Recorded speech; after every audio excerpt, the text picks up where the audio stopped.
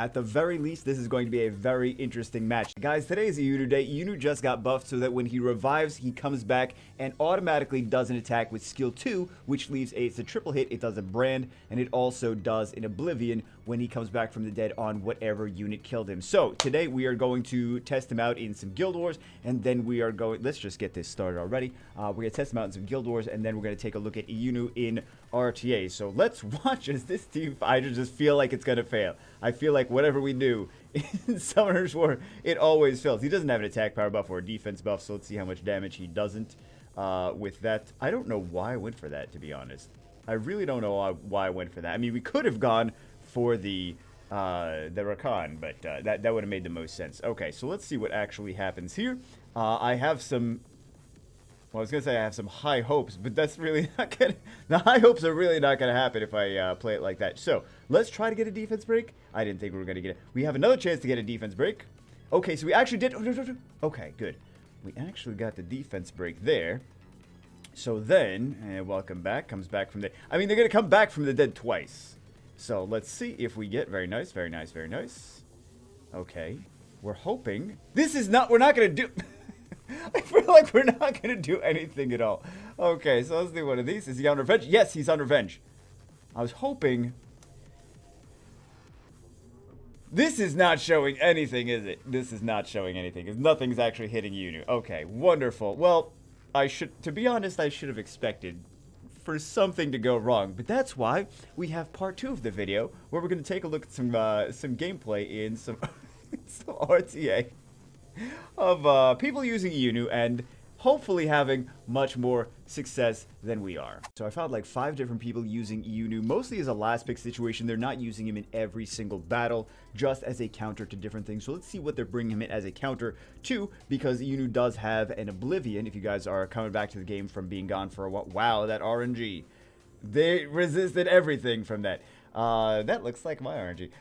So if you guys are coming back from the game, from being gone for a while, Yunu does an Oblivion on skill 2 now. Also with this most recent balance patch, he comes back from the dead and he does a skill 2, which is his Oblivion and brand skill on whoever killed him. I think I already mentioned that in the beginning, but let's see what actually they got full stacks on that Baliger, man. This is gonna be super annoying. They do have to. They are not landing it. They are not landing that skill 2 at all. At all. I feel bad for them, man. I'm sure this is the point where you like throw your phone because #esports, like they're just not landing the skill. So let's see if Yunu can somehow make up for that with his This is gonna be a rough match, man. This is gonna be a rough match. Can Yunu solo this? That's what I really want to know. Okay. Yeah, they're very excited about that. I feel like if you just keep getting lucky and keep getting lucky and keep getting lucky, should you be emoting? Like all you're doing is getting lucky. That's not. Oh, perfect, Oblivion absolutely destroyed him. So when he dies, he's gonna come back from the dead and do that same skill again. So let's see what actually happens. He's not on Vampire. What exactly is he on? Let's try to assess. Is he violent proccing? That's what we want to know. Inquiring minds want to know if he's violent proccing or not violent proccing. Okay, back to 5 stacks on the Bulwark. And he's gonna do skill 2 on Yunu. And he's gonna skill 2 on Yunu. He's gonna come back from the dead. Oh, there we go. Is he on Rage? Is he on Rage? Wait a second. Oh my god! Okay, so this is why you don't emote, because you can things can go completely the other way, and then you're like, oh man, maybe I shouldn't have emoted to try to trigger that person, because then they won, and then it looks silly. So that first match was a great showing of what Yunu can do, because Yunu came back from a 4-2 disadvantage. Yunu comes back and just absolutely obliterates everything. So this is gonna be nice. If Charlotte kills him, any of those units are going to kill him, he's going to come back from the dead. Like, whether it's Charlotte, whether it's Annabelle, whether it's CR, any of those units are going to kill him. He's going to come back from the dead, and he's going to do just like one-tap them, because it looks like, well, he's going to one-tap this here. Look how much damage that does. That didn't even get to the spot where he was going to, like, come back from the dead or anything. That was just, he did a lot of damage. This guy must be on Rage.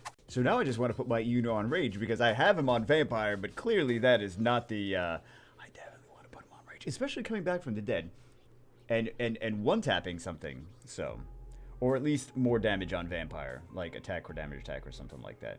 So, obliterates Tiana, obliterates Lucian, and do they get the, I mean, they can't kill the Yunu. They can't kill the Yunu. He's just going to come back from the... Even if he took a bomb, he would come back from the dead, and he would kill that Water Joker and then have element advantage over him. So this is less of an Yunu spotlight and more of a... Brandy does a whole lot of damage, and she does the extra damage with skill 3 now. Not from this past balance patch, but the patch before that. But also, Katarina was buffed in this new balance patch too. Next match, this is the same person. However, what is this team on the right? This is a Guardian 1 team on the right-hand side. I'm not entirely sure of the strategy. They banned out the Kabezanu. So let's see what exactly is going to happen here. That is a Swift Ninja. That is a Swift Ninja. Brandy comes in, she one-taps, but the Ninja does not take out the Katarina, which means that Katarina also random hits. And then, let's see what Yunu... I mean, Yunu's just going to take care of this. There's nothing really that they can do, yeah. And there's nothing that... I don't understand why they even went with that comp to begin with. So Yunu can win if the opponent picks... I don't know what that was. It's so crazy to see the Water Mage now as a first round draft. I don't know that that's going to continue in subsequent weeks, but at least today and yesterday we saw Water Mage being picked fairly early in the draft. Yunu being picked fairly late in the draft because he is more of a counter to things. He does the Oblivion, he comes back from the dead, etc., etc. So, let's see. Gets the increased cooltime on everything. Otherwise, the...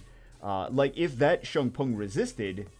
then they would have been in an okay spot, I feel. So, all about accuracy and resistance. Accuracy and resistance, as if that's the thing. All about actually landing the debuffs versus not landing the debuffs. So, let's see. Brand of Hell on the CR. Well, the thing is, okay, would you guys have done that? Would you guys have put the Brand of Hell on CR and tried to... I think it was just trying to kill CR more than anything. But would you guys have gone for the CR, or would you guys have gone for the Water Mage? Right? With the Brand of Hell and the Oblivion. Because the Water Mage has a passive, the CR doesn't have a passive, and CR was going to get another 2 turns, take that Oblivion off anyway. But again, I think he was just trying to kill the CR more so than actually Oblivion the CR. So let's see what happens here. I mean, Yunu can do some crazy stuff. Can do some crazy... Is this Yunu on... What runes is he on, actually? Was he Violent Procking? I really should have been paying more attention to if he's Violent Procking or not. Can he solo? That's the question. Can he solo? He's going to come back from the dead. Wait. But there's invincibility, so he can't do anything. So he comes back from the dead and does nothing to the enemies. So, GG, that Chloe was clutch. And of course, this guy's picking you. He always picks crazy stuff. He picks the Water Demon. He picks the Water Demon again. He's picking the Fire Dice Magician. I'm not entirely sure. I'm not on the bandwagon with this Fire Dice Magician stuff. Some people like the Fire Dice Magician. I am not one of those people. I never really saw the beauty of the Fire Dice Magician, so... Yeah, I mean, I'm curious to see if he does anything crazy. The crazy things he's going to do right now is just die. That's the crazy thing. So, this Yunu did no damage. I'm curious the runes on him because I feel like this would have been a much different situation. If CR died, it would have been a much different situation. Maybe he's on a tanky build. I don't know if the tanky build is the best for Yunu because he comes back from the dead. And he does his triple hit Brand Oblivion, but like that did no damage. Like what are the runes on this guy? I'm curious to know the runes on this guy. Oh, he's definitely gonna kill. Oh, never mind. He's not gonna kill Miho, right? Because he doesn't have the damage. So I'm curious what the runes are on that Yunu because he was not really doing as much damage as I feel like he should have been doing. He wasn't on Vampire, so maybe he was just built as more of a tanky. But I feel like he should... I mean, from what we've seen from the first matches, we definitely got to build a more aggressive damage dealer than tank, especially with his new change. At the very least, this is going to be a very interesting match. So we have Birdman on the left-hand side, picking a bunch of 4 stars, and then we have Mr. Chung, SWC champion, on the right-hand side, picking a bunch of LD5s. So, I personally like underdog stories, so I'm really rooting for Birdman, but then again, I'm always rooting for Birdman because he's just, I like underdog stories, and I also like people picking wacky stuff, so of course I'm going to always root for Birdman, aren't I? Anyway, I don't even know what his name is, I just call him Birdman. Maybe I should learn his name at some point. So, goes in with the he got all the CCs there. He got all the CCs, did not kill with that the Ongyuki. So, does not get the defense break there. Looking to kill the Ongyuki next because he is the biggest threat. Gets the Pierce Soul. He didn't have the Oblivion ready for it. So, and we're learning that this Yunu is actually a tankier unit because he's not really doing that much damage. He's built for longer, more drawn-out fights as a Bruiser. He brought him in with the Water Demon, which is a great unit for longer, drawn-out fights because he needs a certain amount of turns from the enemy to actually get his revive up and then go nuke things.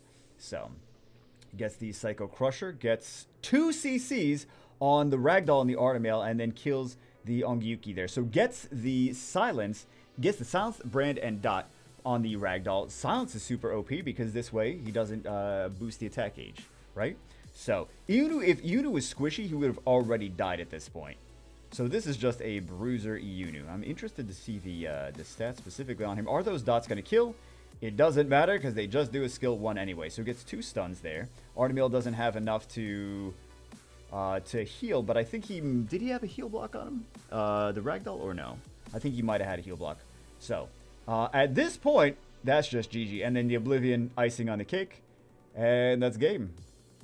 That's game. I love underdog stories. This is a great match. This is a great place to leave it. Final match of the day. Yunu, guys, if you don't have him already built, consider building him. I mean, we saw what he can do. This was an SWC champion, and we saw what you could do with Yunu and a bunch of Bruisers against a full team of LD5s.